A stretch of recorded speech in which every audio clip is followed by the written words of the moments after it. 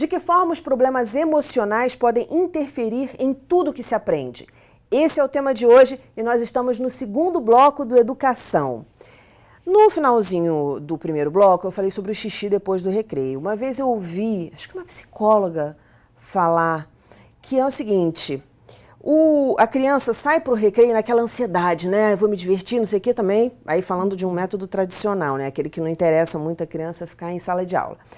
E aí a criança está no recreio, não sei o que, ela esquece de fazer o xixi, né? E ela está agitada, o corpo está suado, e ela está correndo, e realmente no organismo ainda não assentou ali para ela sentir vontade.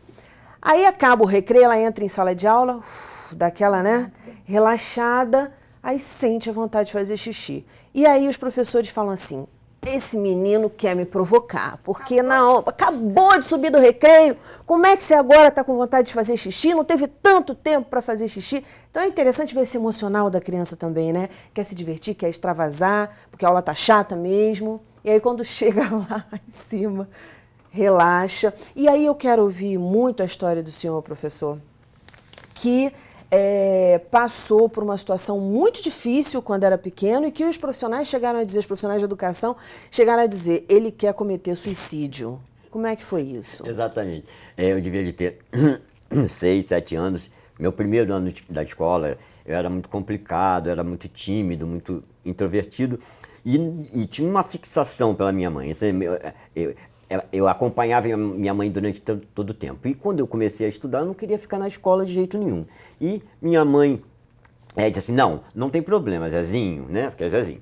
Zezinho, eu fico aqui, né? Bom, então mamãe grávida, fazendo tricô, eu na sala de aula, a sala era no segundo andar, e eu toda hora olhava pela janela para conferir se minha mãe estava lá. Uma hora a mamãe não estava, daí teve no banheiro, não sei o que foi. Quando eu olhei assim, minha mãe não estava, eu me debrucei na janela. A janela naquela época não tinha grade, essas coisas são coisas modernas. E eu debrucei na janela para ver onde estava minha mãe. A professora, muito assustada, né, me pegou pelos pés. Vem cá, e se eu não estava entendendo o que estava acontecendo, né? Por que a professora estava tão preocupada? E me puxou pelo braço, me levou na sala de diretor e falou assim: olha só, esse menino é maluco. Eu não fico com ele. Ele queria se jogar pela janela. Assim, eu não conseguia reagir, né? Eu não conseguia reagir, já era todo tímido. E uma pessoa falando aqui, eu não conseguia reagir, eu não conseguia entender por que aquela professora achou que eu ia me jogar pela janela. Não era esse o meu desejo. Fiquei muito mal, chorando, minha mãe me mandou embora. No dia seguinte, me retornou para a escola, eu conversei com a diretora disse assim: você vai ficar com a professora, que na época era uma estagiária, você vai ficar com a professora tal, que eu já não lembro mais o nome. E aí eu entrei chorando muito, muito aborrecido, não queria ficar de jeito nenhum. E ela: não, Zezinho, fica aqui comigo, senta aqui do meu lado, você vai gostar, experimenta. Por que você não quer experimentar? Pode ser que você goste, né? Me botou no colo, eu era muito pequenininho. E assim, Zezinho não faz isso comigo, então vamos fazer uma coisa, você fica um pouquinho só. Daqui a pouco você vai embora. Eu fiquei um pouquinho só, não quis ir embora, porque possivelmente me senti seguro e acolhido. Né? Ninguém me chamou de maluco, nem achou que eu estava querendo me matar. Bom, isso aconteceu um dia, 2 dias, e no terceiro dia eu virei para minha mãe e disse: mãe, pode ir embora. Quer dizer, eu tinha adquirido segurança, aquilo que eles chamavam de fobia escolar que eu tinha, acabou com o afeto que essa professora conseguiu acolhimento, ela mexeu com o seu emocional. Não tenho dúvida. Me trouxe o que eu não tinha e precisava, que era de segurança. De não estar com minha mãe, que naquele momento era a minha bengala emocional. Ela tomou o lugar da minha mãe naquele momento. Assim, eu jamais esqueci. Aí acabei sendo o xodózinho. Claro que foi. E padrinho de formatura dela.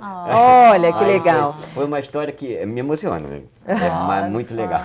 Alcineia, como é que os pais podem contribuir nisso? Existem muitos alunos, né, que realmente choram quando a mãe vai embora, mesmo depois daquela fase de adaptação, ou seja, não conseguem se adaptar. Como é que os pais podem agir nesse momento? Bom, é normal quando vai pela primeira vez. Sim. Então, no caso do professor, foi normal, porque foi a primeira vez, tá certo? Então foi normal, mas ele teve dificuldade de se desligar dessa mãe e se adaptar na figura da professora da escola. Tanto que com a estagiária ele conseguiu. Porque a estagiária fez o papel da mãe. Certo, ela né? fez o papel da mãe, por isso que ele conseguiu fazer a adaptação. Então, a criança, tá? Quando hoje, que elas entram, já não entram mais com 6, 7 anos, né? Que hoje a gente já vê as criancinhas entrando com 3, 4 anos, já estão na escola. É normal ela, às vezes, apresentar o choro. Mas que com 2 semanas ou 3, elas já começam a se adaptar na escola. O que os pais podem fazer? Aí sim já vai estar tendo que precisar de uma avaliação melhor, tá? Dessa criança.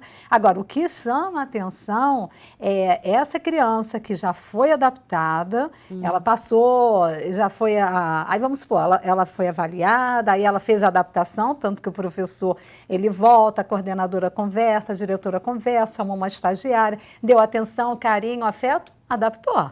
É normal haver adaptação, porque a criança gosta de ir à escola, ela vai aprender, tem coleguinhas, tem que ter os estímulos, ela com certeza tudo indica que ela tem que gostar daquela escola. Mas aí vamos supor que aquela criança regrediu, voltou a não querer ir para a escola, aí nós temos que reavaliar essa criança. Tem alguma coisa acontecendo. Por que essa criança ia para a escola, aí ela começa já na segunda, no domingo de noite, não quero ir para a escola, está com dor de barriga, já começa a dor de cabeça, já começa a ter a fobia de não querer ir no dia seguinte. Se for um pouquinho maior, podemos aí estar entrando no bullying, podemos estar avaliando por outros sentidos. E quem é que observa? Quem observa em primeiro lugar é a família. Quando a criança não quer retornar para a escola, primeira coisa, a família é que já sinaliza para a gente, tá? Segundo é a escola. A professora já começa a observar. Aquela criança que brincava, ria, falava com todo mundo, já não faz mais isso.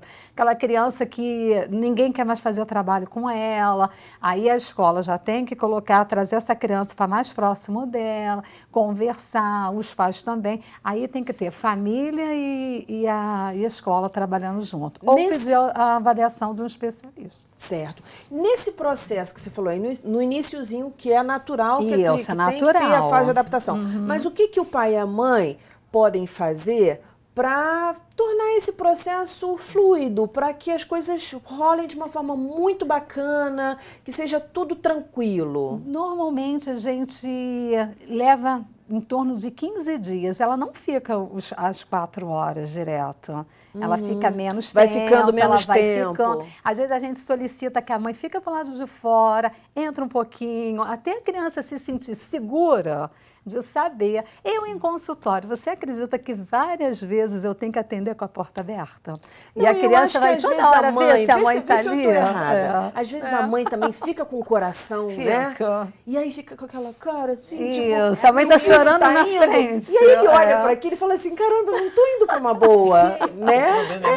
Da mãe. Às vezes a mãe chora e a criança está rindo, dando logo, entendeu? Uma coisa, Dani, que eu acho importante falar é que a escola tem que acolher durante todo o ano. Não existe um período de acolhimento, de adaptação. É sendo adaptado todo dia, toda hora, porque cada dia o aluno vai ter um comportamento diferenciado que influencia em diversas pontas. Então, acho que a escola e o professor tem que estar sempre acolhendo, sempre dando bom dia, aquele sorriso. Isso que a gente não pode perder, porque com a demanda da vida, com as questões que acontecem, às vezes o professor é resistente. Ele está num momento que o emocional dele não está bem e ele acaba influenciando essa chegada desse aluno que também, consequentemente, vai ficar um emocional abalado. Então, acho que a alegria, a vontade, o querer e o acolhimento de carinho e amor, acho que isso tem que ser eternamente do período escolar. Não tem. E falando em acolhimento, Shirley, você também já trabalhou muito com crianças que ou tinham sido abandonadas pelos pais de alguma forma, ou que tinham um lado todo material, né, que o pai estava presente ali no lado material, mas estava ausente no lado emocional. Como é que você trabalhou com essas crianças? A gente recebe aluno tanto que é abandonado, onde que a família, os pais têm 5, 6, 7, 8 filhos e que acaba que quem é cria são os filhos um pouco maiores, então não tem esse amor e esse carinho desse pai, nessa família, essa assistência que é um adulto que tem que estar fornecendo, né? E tem também o caso onde a família trabalha fora, tem a condição financeira, dá todo o aparato financeiro, mas o emocional, ele muitas das vezes nem consegue ter o contato com o filho. Sai de manhã muito cedo, chega muito de noite, esse filho não tem nem contato. Eu lembro que tem um texto muito bacana que fala do nó, lençol do nó. De repente é você criar uma estratégia, essa família criar uma estratégia de estar dando atenção, seja ela 5 minutos, a gente fala muito isso com os pais, nas reuniões de pais. Tem que sejam 5 minutos. E aí, filho, como foi seu dia, como foi sua aula, o que você fez de legal? Que é para poder mostrar que essa presença existe, que esse pai está preocupado com essa vida escolar, que aí isso torna a coisa mais verdade para essa criança. E é super importante estar terminando o programa, mas deixar esse recado. O professor, a estratégia do professor também pode ser via pai e mãe, né? A conversa com o pai e com a mãe. Em todos os programas que eu tenho gravado, sempre os profissionais falam. A comunicação com os pais, com os demais profissionais que estão envolvidos no processo daquela criança, daquele adolescente, é fundamental. Gente, muitíssimo obrigada pela participação de vocês. Vamos fazer outros programas sobre estabilidade emocional, porque a gente deixou de falar um monte de coisas aqui, tá? Sucesso, parabéns pelo trabalho, foi um prazer estar com vocês aqui. O nosso programa está terminando e se você quiser ver novamente, basta acessar o site www.tvalerj.tv para mandar sugestões, perguntas ou fazer críticas. Escreva para nós no educa@tvalerj.tv e fique ligado no recadinho deles aí no finalzinho do programa. Educação, se você não se envolver, não rola. Até a próxima, TV Alerj, o canal do povo fluminense.